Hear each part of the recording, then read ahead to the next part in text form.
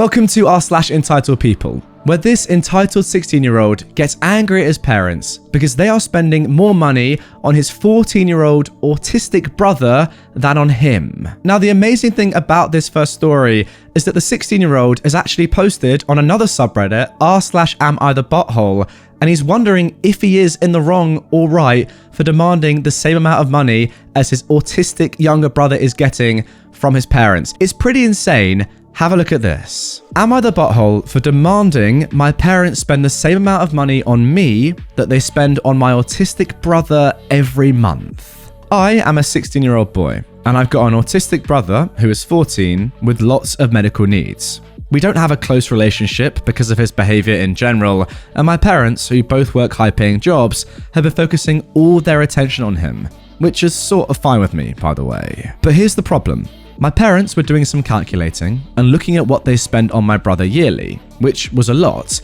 but they decided to increase their budget for him by dedicating about $400 a month to my brother. The thing is, my allowance is barely $100 a month. I found out and blew up at my parents, asking for equality and to either split the money between me and my brother or make my allowance the same as him. But they told me off, explaining that my brother has medical needs and requires doctor's appointments and medication that they need money for, while I'm perfectly healthy. I pointed out how unfair they have been and how they were obviously playing favourites, causing me to resent my brother and driving a wedge between me and him.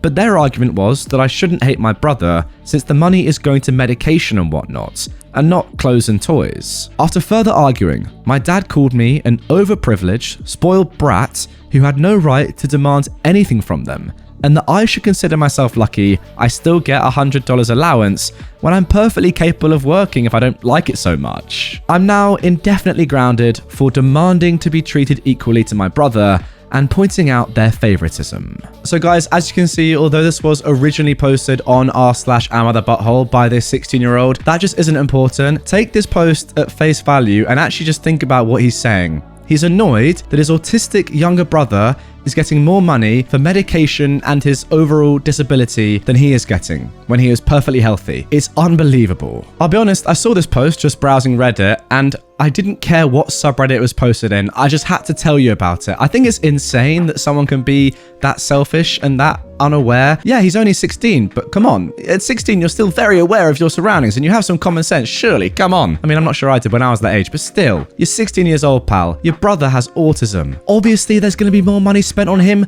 than on you, a perfectly healthy kid. It really is unbelievable, and I'm not surprised he's been grounded. You do seem extremely entitled. Sorry. Now moving on to our next entitled people post. I was verbally assaulted at a gas station for being old. I'm a retired mid-60s white female who needed gas last Monday before I ran my errands. I stopped at a station near my house that doesn't have a large lot, so parking and turning are cramped. I pulled up to a pump after circling the station twice, looking for an opening. Once I got out my car, I heard someone honking behind me, and I see a young, also white man, about 35 years old, in a big white truck, parked vertically behind me near the curb. When I got to the pump, he yelled at me, "Didn't you see I was in line for that pump?" I said no, and continued to try and put my card in the reader, because he'd startled me. He called me a female dog and told me he was in line. I repeated I didn't realize he was in line, and that is when poop hit the fan.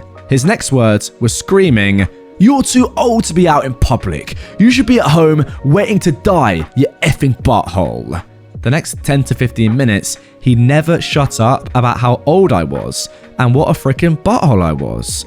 Over and over again and again. He did pull his truck away from the curb and get behind me in line eventually. At this point, he told me in a slightly lower tone than a scream that I'd better hurry the F up. I didn't respond. He repeated it. I said I was retired, I didn't have to hurry up. He said it again. At this point, I was done with him, and I told him, "Oh, I'm so old, my back's bad, my hip and my shoulders. It'll take me 30 to 35 minutes to finish pumping the little bit of gas I need. You'd better start looking for another pump, because you're never getting this one." Well, he did look for another pump, but he backed into the same pump as me, on the other side, and continued to scream and curse me out for another 5 minutes. When he screamed ugly something about my mum, I told him his mother had certainly raised a complete effing butthole. At this point, he told me to do something involving my mouth with a human male genital region. I laughed at him and said, "Not bloody likely, pal." A few points I would like to make. I really didn't see him waiting for the pump. I thought he was parked to the side, waiting on someone to come out the store. If he hadn't immediately started screaming and cursing at me, I may well have moved. While I wasn't scared and was actually kind of amused at his childish hissy fit, I tried not to respond to his accusations. I don't know why he thought I had no business being in public because I'm older. Maybe he just hates his grandmas. I wasn't afraid because there were at least 20 people at the station and we were the centre of attention. He was loud as anything. I'm also Irish and Scottish, so it's sort of like picking a fight with a honey badger. You might win, but I'm gonna do some damage. I was just playing with him, seeing how worked up I could get him. He's never gonna get to retire. His blood pressure and anger issues are gonna take him out before he's 50. Oh my god. After I finished bumping, I slowly got into my car, buckled my seatbelt, turned up my radio, and slowly drove off, with him screaming obscenities at me the whole time. I never looked back. Guys, this is my first post on Reddit, so be kind, please. I'm a widow and I have been for 11 years. I've always fought my own battles, and as my dad used to say about me, I take a little bit of rubbish from my dad, a lot from my husband, and nothing off of anybody else.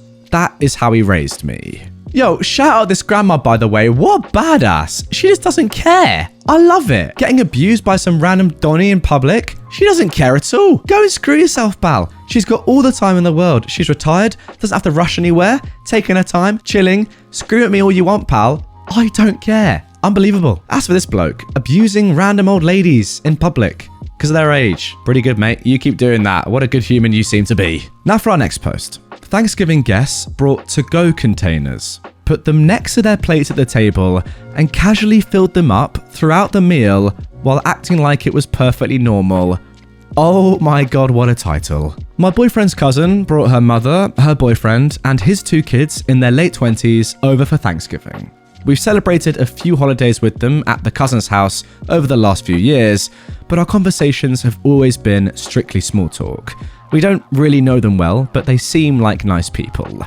They didn't do this at the cousin's house, at least not in our presence, so it was a surprise. We had no problem inviting them. This was their first time at our house. But yeah, these folks apparently thought that doing this was okay. Nobody said a word about it. The only thing that I could think of to say was, "What the heck are you doing, you idiots?" But I couldn't bring myself to say it in front of a bunch of old people at Thanksgiving. If that was me and my mum or dad was at the table, they would have been the first to say something to me. And they wouldn't have said it privately or nicely, regardless of my age. This dad did a very bad job of pretending not to notice it. The cousin and her mum were clearly embarrassed but did nothing. Oh, and they went into the fridge without asking.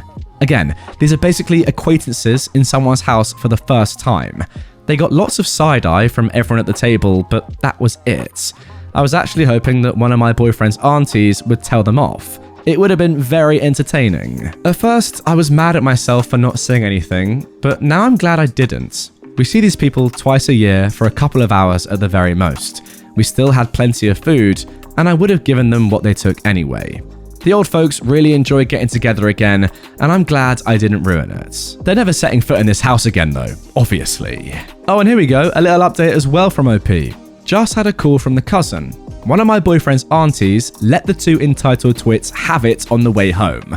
They probably thought they were safe from their dad because they drove here separately, but they made the grave mistake of offering to drive a couple of the aunties home, which makes them not all bad, I agree. I'm sure they are accused of being raised by wolves. These ladies don't have much of a filter, and they're tough to stop once they get going.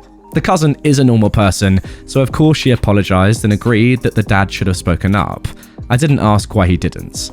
This is the first time he's done anything I disagreed with in the 6 years we've known him, so I'm giving him a pass. Yeah, that's got to be one of the strangest things I've ever heard, especially given that, yes, as OP said, they were pretty likely to get some leftovers after everyone had finished anyway. You know, especially with Thanksgiving, there's loads of food usually to go around, and OP's not going to want to keep all of it for themselves. It would probably go off. There's too much to eat just in that household alone, they would have offered it out, as they said. Imagine that though. You've cooked a massive, amazing meal, spent loads of money on the food, loads of time and hard work and effort has gone into its preparation, and then you see someone not just eating the meal, but also shoveling some into what? Some Tupperware or some to-go containers? Like, what is with that? That is so strange. Should he just eat your food first, then afterwards do that? Not at the same time.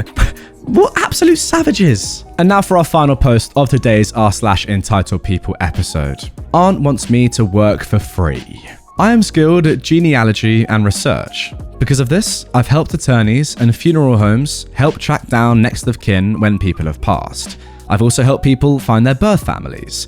A lot of times, I've done this on a volunteer basis. But because it's becoming more time consuming and it requires me to pay for subscription services, I've begun charging small fees for my time and to cover those subscription costs. If I can't find what people are looking for, I only charge for what I did find, which may be helpful in the future.